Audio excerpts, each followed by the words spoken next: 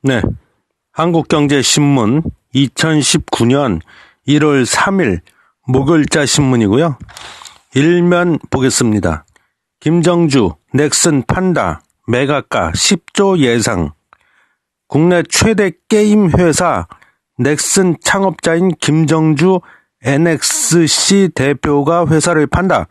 매각이 성사되면 가격이 10조 원을 넘는 국내 인수합병 사상 최대 거래가 될 전망이다. 김정주 대표는 자신과 특수관계인이 보유한 넥슨 지주회사 NXC 지분 전량 98.64%를 매물로 내놨다. 다음 기사는요. 영세 중소기업들 주유 수당이 무엇이죠? 처음 듣는데 박균 시행령의 무방비, 최저임금 올려주기도 벅찬데 올해도 10% 이상 감원 검토. 2일 경기 지역에 있는 한 주조업체 K 사장과 통화를 했다. 최저임금 인상과 주유수당 포함 등에 대한 대책을 물었다. 그는 되물었다. 주유수당이 뭔데요? 알아보고 연락하겠다고 했다.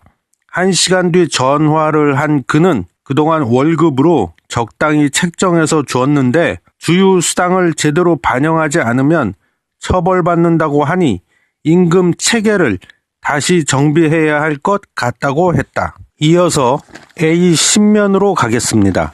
가업 승계는커녕 상속세 폭탄에 눈물의 매각 나선 중소기업. 최고 65%에 이르는 높은 상속세율이 100년 대개 기업의 암초로 떠오른 것은 어제 오늘 일이 아니다. 세계 손톱깎이 시장 1위를 지키던 국내 기업 3세븐은 2008년 창업주 김형주 회장이 갑작스럽게 별세하며 위기에 빠졌다. 가업 승계를 해보려 했지만 상속세 중 일부를 현금으로 마련하지 못하는 바람에 유족 지분 전량을 사모펀드에 매각했다. 국내 1위 종자기업 농우바이오 역시 창업주 별세 이후 상속세를 납부하지 못해 할 수 없이 회사를 매각을 했다. 다음은 A11면입니다. 글로벌 경쟁사와 싸울 시간도 모자란데 지배구조 그림만 그리다가 날셀판. 경제계를 대표하는 두 경제단체장이 연말연시 한국경제신문과의 인터뷰를 통해 쏟아낸 호소다. 정답도 없는 큰 그림, 즉 그룹 지배구조를 바꾸라는 정부의 끊이지 않는 압박에 대한 하소연이다. 삼성과 현대자동차, SK 등 간판 그룹들은 상당수 핵심 인력을 지배구조 개편 및 지분 교통 정리에 투입해 어려운 숙제를 풀고 있다. 이런 이유로 대기업들이 정작 중장기 투자 전략 수립이나 인수 합병 등 본업에는 제대로 신경을 쓰지 못한다는 지적이 나온다. 삼성은 지난해 순환출자 고리 해소를 골자로 한 지배구조 개편을 추진했다. 아직 삼성전자 등 제조업 부문 계열사와 삼성생명 등 금융 부문 계열사 간 지분 구조를 정리하는 문제가 남아있다. A12면 보겠습니다. 트럼프, 김정은 위원장과 만남 고대한다. 상응조치 요구에는 다 만회. 이런 헤드라인이고요. 도널드 트럼프 미국 대통령이 1일 김정은 북한 국무위원장에게 2차 정상회담 의지를 재확인하는 메시지를 보냈다. 언제든지 또다시 미국 대통령과 마주 앉을 수 있다는 김정은과 나도 만나고 싶다는 트럼프 대통령의 의기투합이 최근 교착에 빠진 남북한, 미북 간 비핵화 협상에 돌파구를 마련할 수 있을지 주목된다. 보험사 CEO들 올해는 위기 경영 한 목소리 땡땡땡.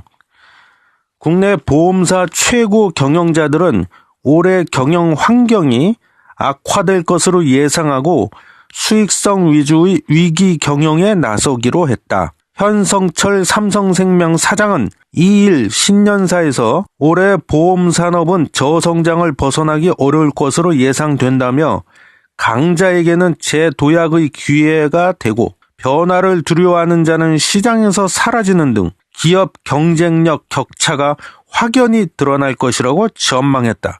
이어서 국제면입니다. 브라질의 트럼프 보우소나루 작은 정부로 저성장 탈출할 것이라는 헤드라인이고요. 자이르 보우소나루 브라질 대통령이 취임 일성으로 사회주의와 비대한 정부로부터의 해방을 선언했다.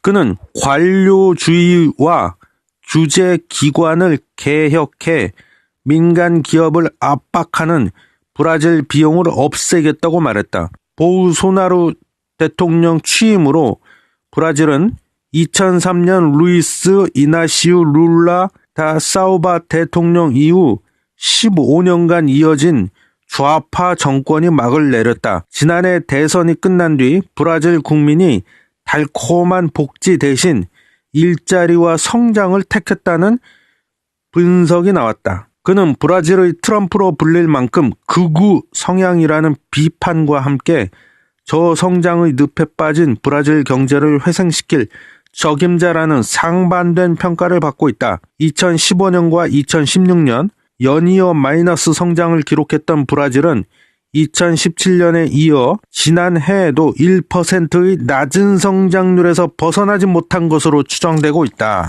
다음 산업면 보겠습니다. 수출마저 꺾이나? 중남미 뺀 모든 지역 둔화 예상.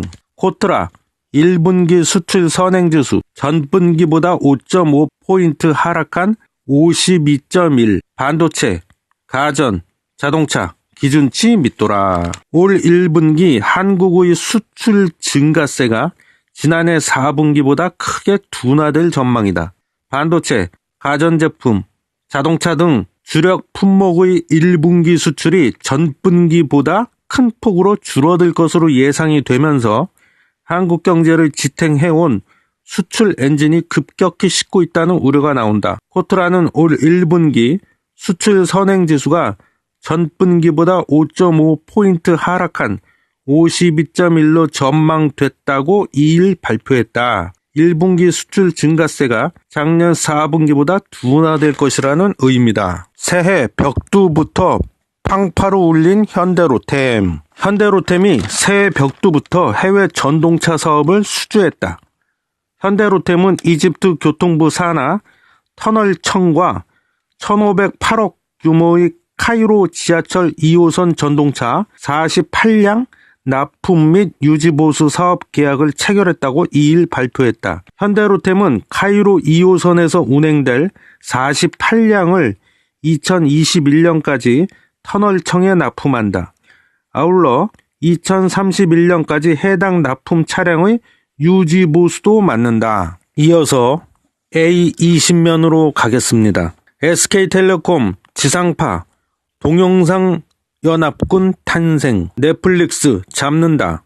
SK텔레콤과 지상파 방송사가 손잡고 온라인 동영상 서비스를 개발한다. SK브로드밴드의 옥수수와 지상파 방송사의 푹을 합쳐 유튜브, 넷플릭스에 대항할 OTT를 키울 계획이다. 이일 업계에 따르면 지상파 3사가 공동 출자한 콘텐츠 연합 플랫폼과 SK텔레콤은 이 같은 내용의 업무 협약, 즉 MOU를 이르면 3일 맺는다.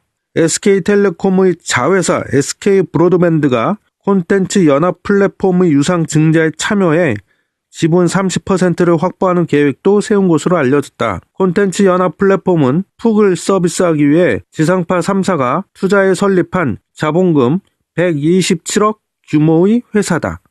MBC와 SBS가 각각 지분 40%, KBS가 지분 20%를 보유하고 있다.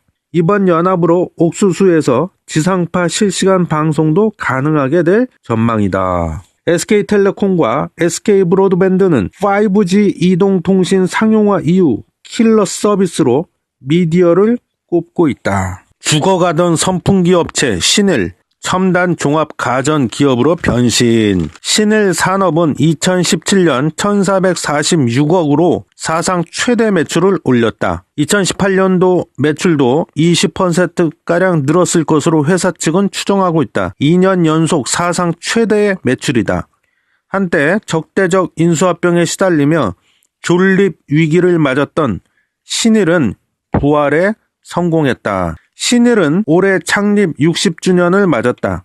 신일이 내놓은 비전은 첨단 종합 가전업체다. 사물인터넷과 빅데이터 등 정보통신기술 적용을 확대 제품 고급화를 추진할 계획이다. 선풍기 명가에서 종합 가전업체로의 변신이다. 경영진은 이를 통해 100년 기업을 준비하겠다는 전략을 짜고 있다. 신일은 최근 인기가 높은 레트로 디자인의 소형 냉장고와 냉동고, 초고속 블렌더, 공기청정기 등을 선보였다. 대기업이 진출하지 않은 틈새 시장이나 성장성 높은 카테고리의 생활 가전 시장 공략에 나섰다. 계절 가전업체에서 종합 생활 가전업체로 발돋움한다는 전략의 일환이다. 펍이란 브랜드를 내세워 펫 가전 사업에도 뛰어들었다. 최근 반려동물 멀티샵 몰리스 펫샵에 반려동물 전용 욕조인 스파앤드라이를 입점시키기도 했다. 다음은 증권면 보겠습니다. 철강주 한파 땡땡땡 목표가 줄줄이 하향. 수요 부진 속 중국 철강 가격 약세. 포스코 2년 2개월 만에 최저가. 주요 증권사가 철강주의 목표 가격을 줄줄이 낮추고 있다.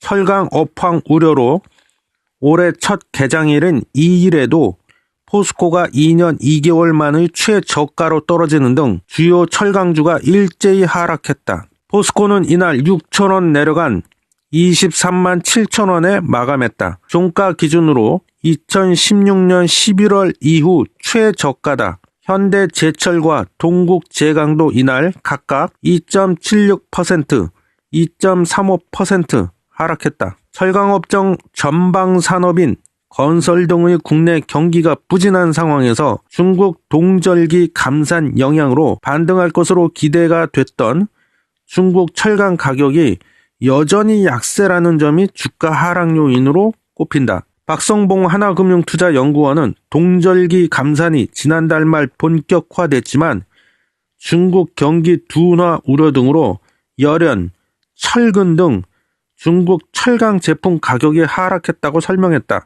끝으로 A24면 보겠습니다. 삼성 디스플레이발 투자 확대 희소식.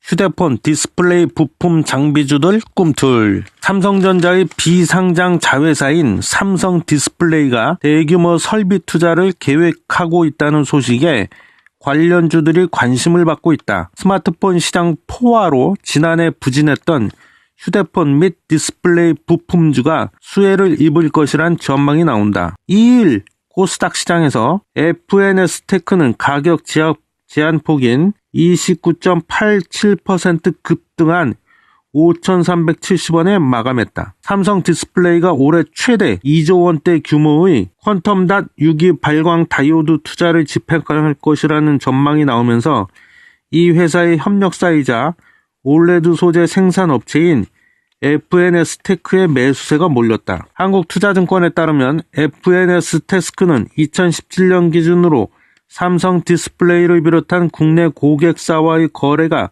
전체 매출의 76%에 달했다. FNS테크는 상장 첫날인 2017년 2월 27일 종가 17,450원이 최고가일 만큼 그동안 시장에서 부진했지만 이날 오랜만의 호재에 급등했다. 여기까지 해서 귀로 읽는 한국경제신문 2019년 1월 3일 목요일자는 마치도록 하겠습니다. 오늘 하루도 좋은 하루 되시기 바랍니다.